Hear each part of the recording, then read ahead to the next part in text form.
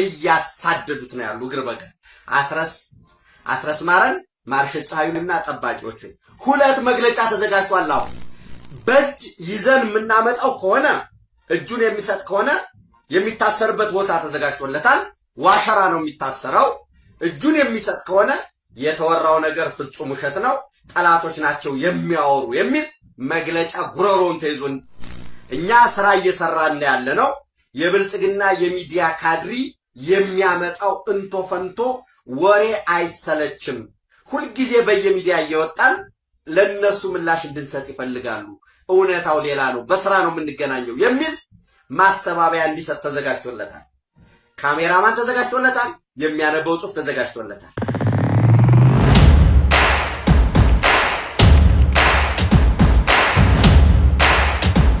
ሰላም እንዴት አላችሁ? ውድ ቤተሰቦቻችን ዘኢትዮጵያ ቻናላችንን እየተከታተላችሁ ትገኛላችሁ። ቴዎድሮስ ካሳና ማረገፋ ከእናንተ ጋር ቆይታ እናደርጋለን። በዛሬው ፕሮግራማችን በፋኖች መካከል የተነሳው የእርስ በርስ ሽኩቻ አሁን ከፍ ወዳለ ደረጃ ደርሷል። አስረስ ማረዳምጤና ማርሸት ፀሐዩ ህይወታቸው አደጋ ላይ ነው የሚል መረጃ ሰማን። ይህን መረጃ በጥቂቱ እናስደምጣችኋለን ወደ በኋላ ላይ። እዚህ መረጃ ላይ ተመስርተን ነው ዛሬ ከባልደረባዬ ቴዎድሮስ ካሳ ጋር ቆይታ የምናደርገው። እስከ ፕሮግራማችን ፍጻሜ ድረስ አብራችሁን ቆዩ። ቴዲ እንዴት አለ? እንዴት ነህ? ሰላም ነው። ሰላም ነው። አንድ መረጃ ስናይ ነበረ ከፕሮግራማችን ከመጀመራችን በፊት አስረስ ማረዳምጤና ማርሸት ፀሐዩ ህይወታቸው አደጋ ላይ ነው የሚል ምንድነው መረጃው የሚለው መጀመሪያ ተመልካቾቻችን ተከታትሎት ከዛ ብንመለስ ጥሩ ነው የሚሆነው። ሸጋ እያሳደዱት ነው ያሉ እግር በቀል አስረስ ማረን ማርሸት ፀሐዩንና ጠባቂዎቹን ሁለት መግለጫ ተዘጋጅቷል። አሁን ይሄን ለታሪክ ያዙልኝ። ሁለት መግለጫ ተዘጋጅቷል። በእጅ ይዘን የምናመጣው ከሆነ እጁን የሚሰጥ ከሆነ የሚታሰርበት ቦታ ተዘጋጅቶለታል። ዋሸራ ነው የሚታሰረው። እጁን የሚሰጥ ከሆነ የተወራው ነገር ፍጹም ውሸት ነው፣ ጠላቶች ናቸው የሚያወሩ የሚል መግለጫ ጉሮሮን ተይዞ እንዲሰጥ ይደረጋል፣ ይቀረጻል። እኛ ስራ እየሰራን ያለ ነው። ያዙልኝ ንግግሩን። እኛ ስራ እየሰራን ያለ ነው። የብልጽግና የሚዲያ ካድሪ የሚያመጣው እንቶ ፈንቶ ወሬ አይሰለችም። ሁልጊዜ በየሚዲያ እየወጣን ለነሱ ምላሽ እንድንሰጥ ይፈልጋሉ። እውነታው ሌላ ነው፣ በስራ ነው የምንገናኘው የሚል ማስተባበያ እንዲሰጥ ተዘጋጅቶለታል። ካሜራማን ተዘጋጅቶለታል። የሚያነበው ጽሑፍ ተዘጋጅቶለታል። ዘን ሁለተኛ እጃቸውን ሰጠው በአካባቢው ያለው ድረሱልን እያሉ ነው። አይወጡም ነው የሚሉት እነሱ።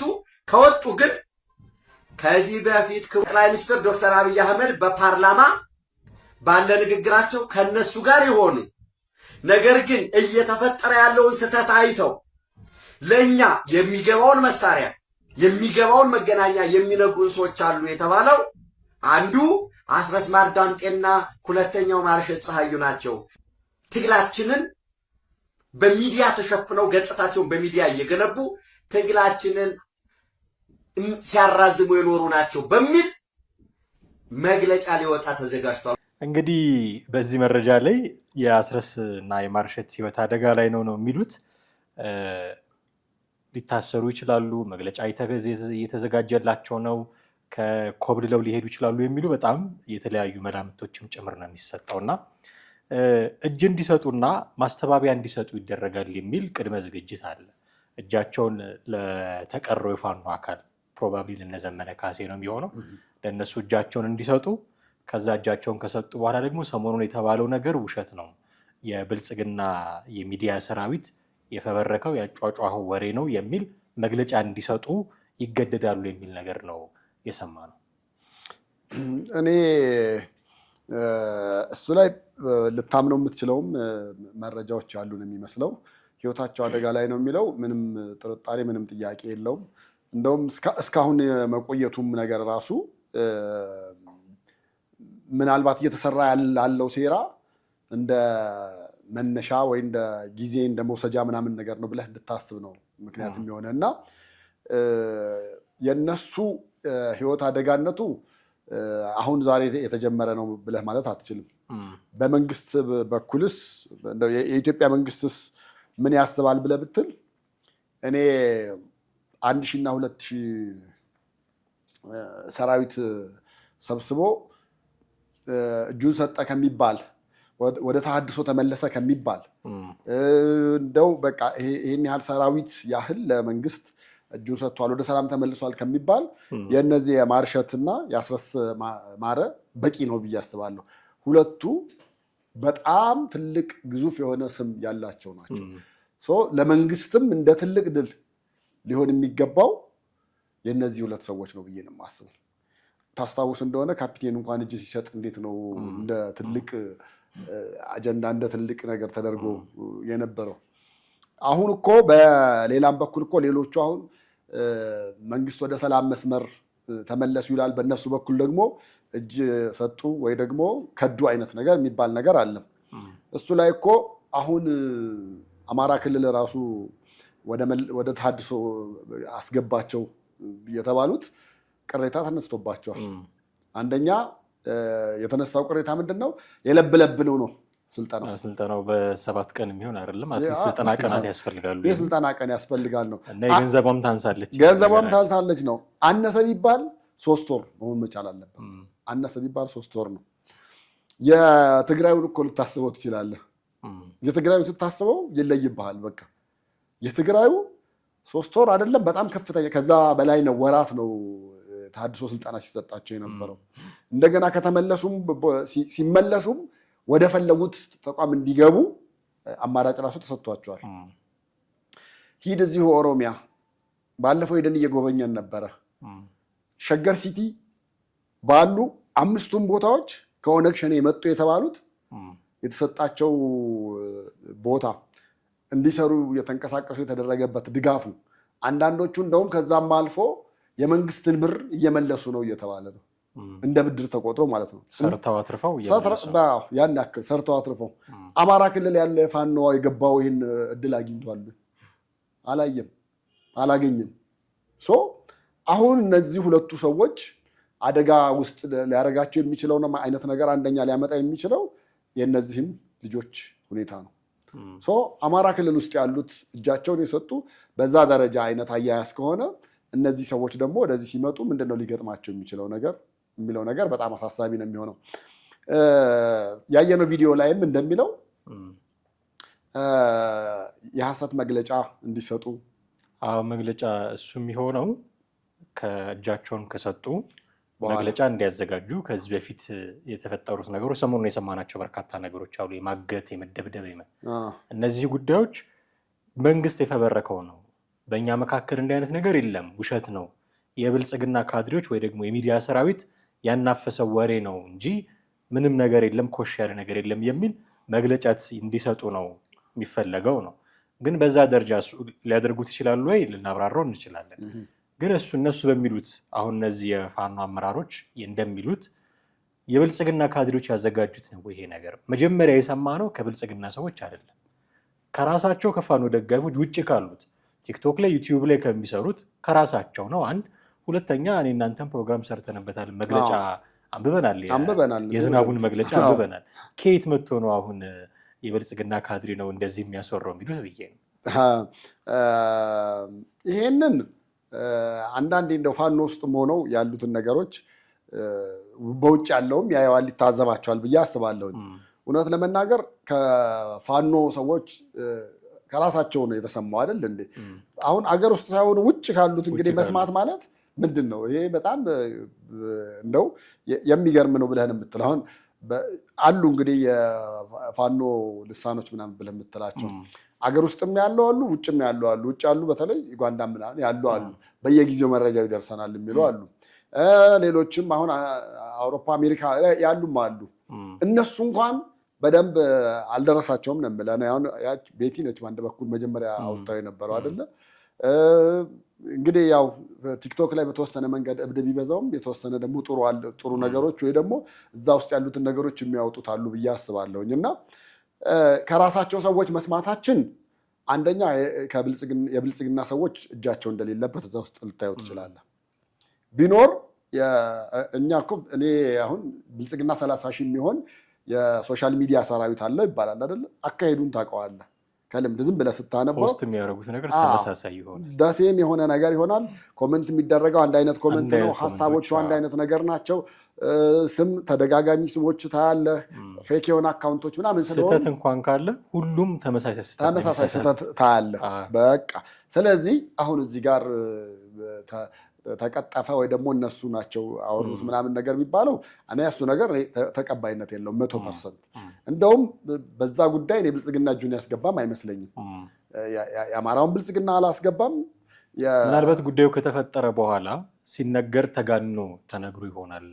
የብልጽግና ያሰማራቸው የሚዲያ ሰራዊት ባይሆንም ግን በራሳቸውም ተነሳሽነት ይሁን የመንግስት ደጋፊ እንደሆኑ በግልጽ የምናውቃቸው ሚዲያ ላይ የሚሰሩ ሰዎች አሉ። እነሱ ሲያወሩት አጋነውት ይሆን ምናልባት? አይ እኔ እንደዛም አላምንም። ግንነትም አለው አትለውም። እንደውም መንግስት እንደ አጀንዳ ይዞ ራሱ እንትን አላረገውም፣ አላራገበው ደረጃ አልጮህም። በሶሻል ሚዲያ ሰራዊት አልጮህም። በመንግስት የሚኒስትሪ ሚዲያዎች ራሱ አልጮህም። አሁን መንግስት እንደዚህ ያለ ነገር ሲሆን በከፍተኛ ሁኔታ ታያለ። ዶክመንተሪ ይሰራበት ነበር። ዶክመንተሪ ይሰራበታል። እሱ ብቻም አይደለም እንጂ የመከላከያ ኤታማዦር ሹሙ ራሱ እንደዚህ ያለ ነገር ሲያገኙ በጣም አድርገው ኤግዛጀሬት አድርገው ሲበዛባቸው እንዲሆኑ የሚል ነገሮች የምንጠብቀው ነበረ። ግን የለም እዛ ላይ ማላየነው። ያየነው ከማን ነው? ከራሳቸው ሰዎች ድረገጽ ነው። ከራሳቸው ሰዎች የሶሻል ሚዲያ ተጠቃሚዎች ነው ያየነው አንደኛ። በሌላ በኩል መቼም አሳሪና ታሳሪ ሆነውና ተደራርገው አይ ብለው ሊክዱንም ይሞክራሉ ብዬ አላስብም። በዛው ልክ አንዱ አሳሪ አንዱ ታሳሪ ተደርጎ በመካከላቸው ስላለውም ነገር እየወጡ ያሉት ነገሮች ከራሳቸው ሰዎች ነው እንጂ አንድም ከብልጽግና ሰዎች የሰማነው ነገር የለም እውነት ለመናገር ሰው።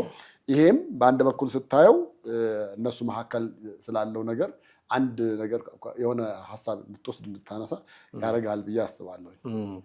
ከዚህ እጃቸውን ሰጥተው መግለጫ እንዲሰጡ ይገደዳሉ ከሚለው ባለፈ ደግሞ ሌላኛው ኦፕሽን ከወጡ መጀመሪያ አይወጡም፣ ለማምለጥ የሚመች ነገር የለም፣ በቁም እስር ሊባል በሚችል ደረጃ ውስጥ ሊሆኑ ይችላሉ። ግን ከወጡ ተሳክቶላቸው ስልክ እየደወሉ በአካባቢ ያሉትን ሰዎች አድኑኝ እያሉ ነው የሚል ነገርም ቪዲዮ ላይ ሰምተናል ቅድም።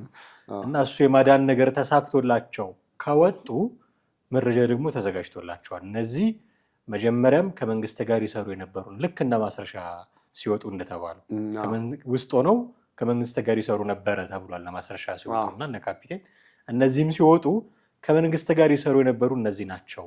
መሳሪያዎቻችን ቤት በኩል ሲንቀሳቀሱ እንደነበረ ለመንግስት ጥቆማ ይሰጡ የነበሩት እነሱ ናቸው የሚል መረጃ ደግሞ እንሰጣለን የሚል ደግሞ እንዲሁ ተዘጋጅተዋል። እና ይህ አዋጭ ነው ወይ? አሁን ማስረሻ ላይ ተደርጎ አይተነዋል። ከመንግስት ጋር ይሰራ የነበረው እሱ ነው። ሌላም ምክንያቶች ተሰጥተዋል እንደምታውቀው። እነዚህም ሲወጡ ይህንን ነገር ነው ደግሞ ማድረግ የሚፈልጉት እነዚህ ሰዎች። ከዚህ በኋላ የሚወጡትን ሰዎችስ በዚህ መልኩ ማስቀረት ይቻላል? ያዋጣቸዋል ብዬ አንደኛ በዛ ልክ አሁን እየተሄደ ባለው ልክ ማስቀረት አይቻልም። በቃ ልቡ የሸፈተን መሄድ የፈለገን ሰው ወደዛ ያሰበን ሰው በምንም ታምር ልታቆመው ልትይዘው፣ ወደ መንግስት መግባት የፈለገ ወደ ብልጽግና መግባት የፈለገው ደግሞ እጄን እሰጣለሁ ብሎ ያለውን በግራም በቀኝም በምንም ብለህ ብትለው ልትይዘው የምትችለው አይነት ነገር አይደለም። በአንድ በኩል እሱ ነው። በሌላም በኩል ደግሞ አሁን ፋኖ ውስጥ ያሉትን ነገሮች እውነት ለመናገር ድሉንም በመካከላቸው የሚኖረውንም መፈረካከስም የምንሰማው በብዛት ከራሳቸው ነው። መቼም ወደ መንግስት ስትሆን ስትገባ ስምህ ያምራል ተብሎ አይጠበቅም። አሁን በተለይ ይህን ሰሞን በመንግስትም የተለያዩ ሚኒስትሪ ሚዲያዎችም አይተናቸዋል። ብዙዎቹ ከዛ የወጡት ምንድን ነው እያሉ ያሉት ፋኖ ከህወሓት ጋር እንደሚሰራ እርግጠኞች ነን። ለዛን የወጣ ነው። ቀድመንም ደጋግመንም ይህን ነገር ተናግረናል፣ ይህን ነገር ተቃውመናል፣ ያን ነገር እሺ የሚለን ሰው አተን ነው ሁሉ የሚል ነገር ትሰማለህ። በአንድ በኩል እኔ እስካሁን ድረስ በትክክለኛ ማስረጃ ትክክለኛ የሆነ ቪዲዮዎች ያየነው ምናልባት የነ አንዳርጋቸው ጽጌን ነው። የሱዳኑ አሁን ምንም የተቀባባ ነገር የለውም፣ ምንም የለውም። እያንዳንዷን ነገር ቁጭ የተደረገች ነገር አለች። ይሄን በምንድን ነው ያነሳሁልህ? ከሱዳኖች ጋር እየሰሩ እንደሆነ ጽምዶን እያበረታቱ እንደሆነ ፊት ለፊት እነሱ የተናገሩት ነገር አለ። ግን ፋኖና ህወሓት አብረው እየሰሩ ስለመሆናቸው በተጨባጭ ትክክለኛ መረጃ የተገኘ አለ ይሄ አለ የሚባል ነገር አላየንም። ምናልባት እንደ አየን ከተባለና እንደ ኤቪደንስም ከተወሰደ የፋኖ መሪ የነበረው ትግራይ ክልል ሄዶ ታክሞ መምጣቱ እነሱ ይሄ ምሬ ማለት እንደዚህ ያደረገ የተባለው ምሬም እንደገና ዘመነም ሁለቱም እና እነዚህ ሰዎች ሄደው እዛ ሕክምና አግኝተው መምጣታቸው ምናልባት በመካከላቸው ያለውን ግንኙነትና በቀጣይ ምን ሊሰሩ እንዳሰቡ የሚያሳዩ ነገሮች የሆነ እንደ ፍንጭ ያው መረጃ ይናቅም መረጃ ይደነቅም በሚለው በጣምም ሳትንቀው በጣምም ሳታደንቀው ያለውን ነገር ለማውጣት የምትሄድበት መንገድ አለ። በዛ አይነት መንገድ ልታይበት ትችል ይሆናል። ከዛ በዘለለ ግን እነኚህ ሰዎች ከህወሓት ጋር ስለመስራታቸው ተጨባጭ የሆኑ የዶክመንት ማስረጃዎች ሊኖሩ ይገባል። ወይ ደግሞ ተማረኩ እጅ ሰጡ ከሚባሉት የፋኖ ሰዎች መካከል ላይም ቢያንስ የተወሰነ የህወሓት ታጋዮች እዛ ውስጥ መታየት መቻል ነበረባቸው።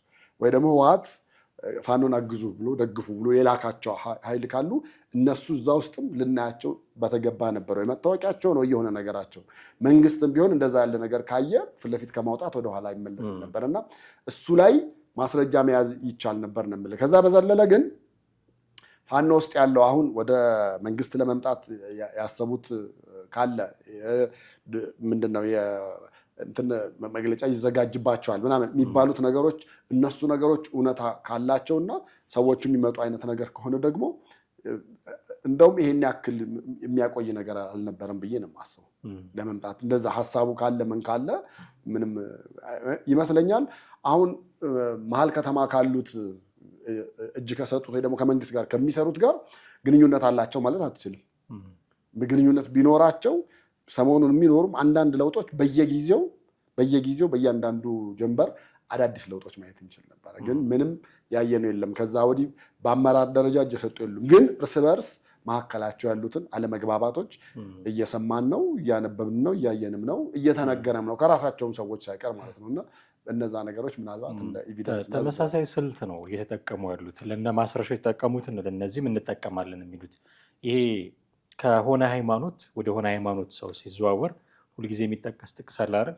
ቀድሞውንም ከኛ ጋር አልነበሩ የሚል ጥቅስ ይጠቀሳል። እና ልክ እንደዛ ነው። አሁን ማርሸትና አስረስም ከወጡና የመንግስት አካል ከሆኑ ቀድሞውኑ ከኛ ጋር አልነበሩም፣ ከነሱ ጋር ይሰሩ የነበሩ የውስጥ ሰዎች ናቸው የሚል እናስነግራለን ነው።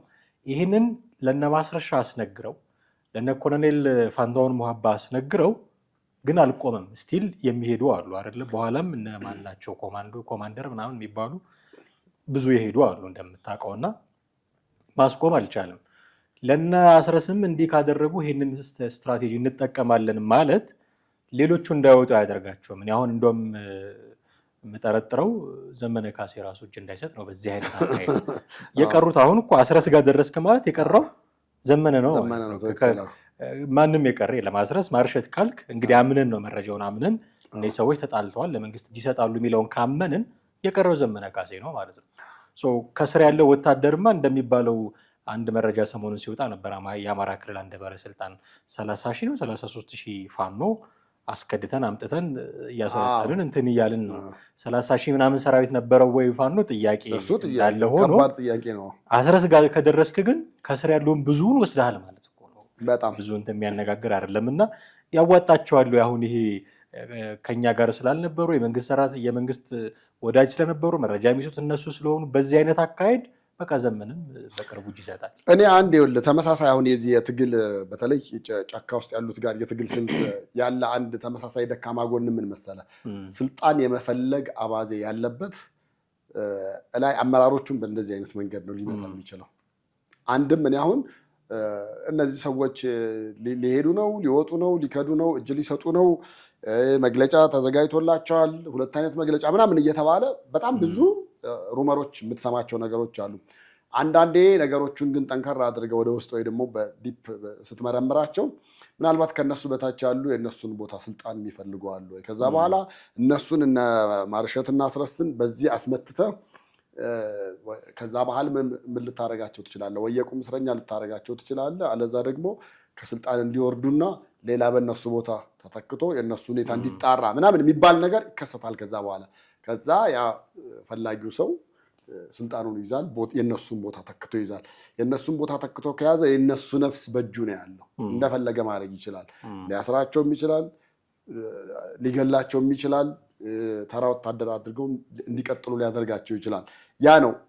ይሄ ግን አሁን ከተነሱበት ወይም ተነስተንበታል ከሚሉት ዓላማ በጣም ተቃራኒና ለውጤት የማያበቃ ብዬ የማስበው አንደኛ እሱ ነው። ይህ አይነት የትግል ስልት በብዛት ህወሓት ውስጥ ነበረ የምታየው። ለምሳሌ በፊት ጀምሮ እየሰማን ያለ ነው። ኢቭን ጫካ ውስጥ እያሉ እንደዚህ አንዱ ባንዱ ላይ ይነሳና ያንን ቦታ ያን የስልጣን ቦታ ወይ ደግሞ ተቀናቃኙ ለምሳሌ ሀየሎምን መለስ አስገደለው፣ ከሌን ከሌ አስገደለው ምናምን የሚባሉ የምንሰማቸው ነገሮች አሉ። እነሱ ነገሮች እዚሁ አሁን የፋኖ ትግል ላይ የምናየው ነገር እየሆኑ ነው ያሉት እና በቀላል መተው መቻል አለባቸው ብዬ አላስብም። ለምን ተነስተንበታል ካሉት ዓላማ አንጻር ይሄ ነገር እንደቀላል ከታየ በእርግጠኝነት የምነግር ነገ ጧት ምንድነው ጅብ ሲሄድ ኋላና ፊት አይተማመንም፣ ጎን ለጎን ነው። ወታደር ደግሞ ኋላና ፊት ነው የሚሄደው። ለምን አንተ ከፊት ለፊት ያለውን ትጠብቀዋለህ፣ ከኋላ ያለው ደግሞ አንተን ይጠብቃል። ከኋላ ያለው አንተ ከኋላ ያለውን አምነህ ነው የምትሄደው። ከፊት ያለው አንተን አምኖ እንደሚሄድ በቃ እንደዛ ነው የሚሆነው። በእነዚህ ሰዎች በእነዚህ የትግል ተነሳሾች መካከል የሚኖረው አካሄድ ጎን ለጎን ሊሆን ነው ማለት ነው እና የማትተማመንበት ደረጃ ላይ ትደርሳለህ ማለት ነው። አሁን እንደዚህ አይነት ነገሮች ሲመጡ ትግሉ እንግዲህ ከታሰበበት አሁን 3ኛ ዓመት እንደዛ ተሻግሯል። ልክ የትግራይ ጦርነት እንዳበቃ ነው የፋኖ ደግሞ ወደ አማራ ክልል ደግሞ የገባው። በእነዚህ ሂደት ውስጥ እኔ ያዩት ነገር የሚያስተምራቸው ነገር አለ ብዬ አስባለሁ። በዛ ሂደት ውስጥ ሄደው አይ ከመንግስት ጋር ሆነን መብታችንን እናስከብራለን አንድ ነገር ነው፣ አይ ደግሞ ትጥቅ ትግል ውስጥም ሆነን ደግሞ እናስከብራለን ብለው እንደተነሱት ደግሞ እንቀጥል ካሉ ደግሞ ህይወታቸውን ዝም ብሎ ከመገበራቸው በፊት እነዚህን ነገሮች ማጤን አለባቸው ብዬ አስባለሁ እና ምናልባትም የስልጣን ሽኩቻ በመካከላቸው ይኖራል ብዬ አስባለሁ። አንድ ከዚህ ጋር ተያይዞ የተነሳው ነገር ምንድነው ትግላችንን ያራዘሙት እነሱ ናቸው የሚል ስምም ለመለጠፍ እንዲሁ ዝግጅት ላይ እንደሆኑ ነው የሚሰማው። ከመንግስት ጋር ይሰራሉ ከሚለው ስሞታ በተጨማሪ ትግላችንን ያራዘሙትም እነሱ ናቸው የሚል ትግሉ እነሱ እጅ ቢሰጡ ባይሰጡም መራዘሙ የቀረ ነው ወይ? ደጋግመን እንደምናነሳው ገናን በዚህ ጊዜ እዚህ እናከብራለን ሲሉ መንግስትን ለመጣል የቀረን አንድ ሐሙስ ብቻ ነው ሲሉ ነው ይኸው 4ኛ ዓመት የደረሰው እና እጅ ቢሰጡ ባይሰጡ ውስጥ ሆኖ ቢሰሩ ባይሰሩ እነዚህ ሰዎች መራዘሙ ይቀር ነበር ወይ? ምክንያቱም የውጊያው ስልት በራሱ ትግሉ እንዲራዘም የሚያደርግ ነው። እንደ ወንድ ወጥተው ፊት ለፊት የሚጋጠሙት ነገር ብዛም የለም። እንደምታውቀው ህዝብ ውስጥ ይሸሸጋሉ እና የጉሬላ ፋይቲንግ ነው የሚከተሉት። ወጥቶ በአንዴ እነዚህን ሰዎች ጸጥ ለማድረግ የሚመች ሁኔታ የለም። ጋራ ሸንተረሩን ዋሻው ምኑን ነው የሚጠቀሙት እና እንደ ተራ ሽፍታ አይነት እንቅስቃሴም ስላለው ማግኘት ከባድ ነው። ምንም ያህል ጫካ ውስጥ አንድ ተራ ሽፍታ ማግኘት በጣም ከባድ ነው የሚሆነው። በዚህ በትግሉ ተፈጥሮ ምክንያት ነው የተራዘመው ወይስ በእነዚህ ሰዎች እጅ መስጠት አለመስጠት ነው የተራዘመው? ፋኖ በጣም አሁን በዚህ በትግል የመራዘምና የማጠሩ መንገድ ላይ በጣም ሊማር የሚገባው ከኦነግና ከህወሓት መማር ያለበት ነገር ያለ ይመስለኛል። ለምሳሌ ህወሓትን ተመልከተው። ትግሉ ሲነሳ ሰሜን ነው። ከዛ እያሳመነ እየጠረገን የመጣው ከሰሜን ጀመረ። ከዛ በኋላ የአማራ ክልሎችን እያያዘምና ያዘ ብሎ መጥቶ ደርግን አሸንፎ ስልጣን እስከመያዝ ደረሰም። የኦነግን የትግል ስልት ደግሞ ተመልከት። ግማሽ እግሩ ያለው ኬንያ ነው፣ ግማሽ እግሩ ሱዳን ነው ያለው፣ ግማሽ እግሩ ደግሞ ኢትዮጵያ ውስጥ ነው ያለው። አሁን ኢትዮጵያ ውስጥ ያለውም ጠረፍ አካባቢ ምናምን ብለህ የምትለው አይደለም፣ መሀል አካባቢ ነው ያለው። ከየትኛው መስመር ተነስቶ ነው እየጠረገ መጥቶ 4 ኪሎ ቤተመንግስትን የሚናፍቀው? አካሄዱ በትክክል አይደለም ብዬ ነው የማስበው። አሁን የፋኖ ትግል ስልትም እነዚህ ሰዎች አስረዘሙት አላስረዘሙት የእነሱ አካሄዳቸው አውቶማቲካሊ ትክክል ይሆን አይደለም። አንተ እንዳነሳ የጎሬላ ፋይት ይጠቀማሉ። ከዛ በዘለለ አንድ ከተማ ይዛሉ ይለቃሉ ምናምን እንደዛ አይደለም። በቃ አንድ ከተማ አስለቀቅ አይደለ? ከዛ በኋላ እየቀጠልክ ነው መሄድ መቻል ያለብህ። አቅሙ ካለ ለትግል ተነስቻለሁ ራሴን ልሰዋ ተነስቻለሁ ብለህ ካልክ በዛ መንገድ ነው መቀጠል ያለብህ። ወደኋላ አንድ እርምጃ ወደኋላ አንድ እርምጃ ወደፊት እያደረግ ከሆነ እዛው ከመርገጥ የዘለለ ነገር የለውም እና በቃ አጠቃላይ ይዘው መስመሩን ከተሞች እያስለቀቁ መምጣት አንድ ነገር ነበረ። ነገር ግን እንደምናየውም እንደምንሰማውም እንደው ብዙ ጊዜ ከተማ ሲይዙ ነው እንጂ ሲለቁ ራሱ አይናገሩም። ስለዚህ የእነኚህ ሰዎች ምንም የእነሱን የትግል ስልት ወደኋላ ያስቀሩ ምን ያሉ ናቸው ምናምን። እንደውም ብዙዎቹ የገቡት በእነሱ ምክንያት ነው ብዬ ነው የማምነው። የእነዚህ ልጆች ስማቸው መግነኑና እንደገና ሚዲያ ላይ ሲወጡ የሶሻል ሚዲያዎቻቸው ላይ ወጥተው የሚናገሯቸው ነገሮች የብዙ የአማራ ክልል ወጣቶችን ልብ አሸፍቶ እንዲገቡ ምክንያት ሆኗቸዋል ነው ብዬ የምለው። በእርግጥ እዛ የሚወራውና እዚህ የሚወራው የተለያየ ነው፣ የምናውቀው ነው። ብዙ ጊዜ እዛ የሚወራው እኮ ምንድን ነው ቆይ አሁን ክረምትን እንዲያድርገን ልክ በጋ ላይ እንገባለን 4 ኪሎ ምናምን የሚል ነገር ትሰማለህ። በቃ እና አዲስ አበባም ሰምቷል ተሸብሯል ምናምን ትሰማለህ። ከዛ በኋላ እዚህ ስትመጣ ደግሞ አለ እንደ እንደዛ የሚባሉ አሉ እንደ እነሱ ሰዎች ምናምን ተብለው እስከ መጠራት ደረጃ የደረሱበት ነገር አለ። እና ምን ልልህ ነው ዞሮ እነዚህ አይደለም ትግሉን ወደኋላም ወደፊትም ያደረጉባቸው ራሳቸው እየተከተሉ ያሉት የትግል ስልት ነው። ከዛ በኋላማ እስቲ እነዚህም እኮ ቢቀየሩ ነገ ጠዋት መልሶ ያው ነው ይሆናል ብዬ የማስበው እንጂ ይሄን ያህል ጠንካራ ሆኖ ወደፊት ይመጣል ብዬ አላስብም። ምናልባት እንደውም ታፔላ ስም ተለጥፈው የሆነ ነገር የታሰበ ነገር ሊኖር ይችላል ብዬ ነው የማስበው። እነዚህ የትግል ስልት መካከል እንግዲህ አሁን እጅ ሰጡም አልሰጡም የትግሉን ያራዘሙት እነሱ ናቸው አይደሉም የሚል ታፔላ ቢለጠፍም ባይለጠፍም በመካከላቸው አንዳች ቁርሾ እንዳለ ግን የሚያሳይ ነው። ቁርሾው አሁን ጠቦ በፊት የሆነ ሰፈር አውራጃ ከሆነ ሰፈር አውራጃ በጎጥ በወንዝ ምናምን ነበር። አሁን ጠቦ የግለሰቦች መሆን ደረጃ ደርሷል። በግልጽ ሊታይ በሚችል ደረጃ አመራሮች ላይ ያሉ ሰዎች አሁን አስረስ እንዲህ አይነት ነገር ከተነሳበት የቀረው የተረፈው ቅድም እንዳለው ዘመነ ካሴ። ስለዚህ በሁለቱ መካከል ቁርሾ አለ ማለት ነው። የዚህ ቁርሾ መነሻ ምክንያቱ ምንድን ነው ማለት እንችላለን? አሁን እነሱ የሚሉት ከመንግስት ጋር እየሰሩ ስለሆነ ነው፣ ትግላችን ያራዘሙት እነሱ ስለሆነ ሊሉ ይችላሉ። ይሄ ለእኛ የሚነግሩን ነገር ነው። እሱ ግን በራሱ በውስጡ አንተ ቅድም አንድ ያነሳ የስልጣን ሽኩቻ ያለ ስትል ነበረ። እሱን ጨምሮ ምን በመካከላቸው ምን ቢፈጠር ነው እንደዚህ አይነት ደረጃ ውስጥ የገቡት የሚል ነገር ለማንሳት ወደ አንደኛው ምን መሰለህ፣ አሁን የፋኖ የትግል አካሄድ አንደኛውም በጀቱ ውጭ ባሉት ሰዎች የሚመደብ ነው፣ ውጭ ባሉት የሚመጣ ነው እና ውጭ ያሉት ደግሞ ምን የሚያስቡት ነገር አለ መሰለህ፣ ያው ገንዘባችንን እየሰጠን ነው፣ ትግሉ ግን ፈቅ አላለም። ይህን ጥያቄ ማንሳታቸው አይቀርም አይደል? ምክንያቱም ሰልፍ ሲወጡም እያየን ነው፣ ይሰበሰባሉ፣ ምን ይላሉ አይደል እንዴ? ያ ነገር ፍሬም ማያፈራ ከሆነ ሁሌ እንግዲህ በአውሮፓ ሀገር አሜሪካ ሀገር ያሉትንም ስራ ሰርተው ነው ገንዘብ የሚያመጡት፣ ላባቸውን ጠብ አድርገው ነው የቤት ኪራያቸው ምናምን ሁሉ ነገር ከፍለው ከዛ ላይ የቀረውን ሳፖርት የሚያደርጉት። ይህን ያህል ሚሊዮነር የሚባሉ እነሱን የሚረዱ ባለሀብቶች አሉ ብለህ አታስብም። የተወሰኑ አሉ፣ ያው መንግስት በጥርጣሬ ደረጃ እነከሌ ይረዳሉ ምናምን ነገር ብሎ የሚላቸው ማለት ነው። እነሱም ቢሆኑ እኮ ትግሉ ፈቅ አለል ሲል የሚያሰለች ነገር አለ ወይ ደግሞ ምንድን ነው እስከ መቼ ነው በዚህ መልኩ እየገበርን የምንሄደው የሚለውን እሳቤ የሚመጣበት ነገር አለ። ስለዚህ ውጭ ካሉት ጋር ያለው ስምምነት ከቀነሰ ሁለተኛ አማራጫቸው ምንድን ነው? እነዚህ ከመንግስት ጋር መደራደር ነው። ሁለት ያጣ እንዳይሆን ማለት ነው። ወይ ጭራሽ ህይወታቸውን የሚያጡበት ነገር እንዳይሆን ማድረግ መቻል ያለባቸው ነገር ቢኖር አንደኛው እሱ ነው። ሁለተኛ ያለውን አካሄድ እኮ መቼም ታየዋለህ። ብዙ ጊዜ አንድ የሆነ ነገር ዓላማ ብለህ ከጀመርክበት በኋላ እየቀጠልክ ስትሄድ 3 ዓመት ምናምን አልፎት ነገር ግን ምን አደረግኩኝ ምንድን ነው የተሻገርኩት ነገር ብለህ ሀሳብ ታነሳለህ። ማንሳት አይቀርም። ስታነሳ ምንድን ነው የሚሆነው ቀጣዩ ነገር?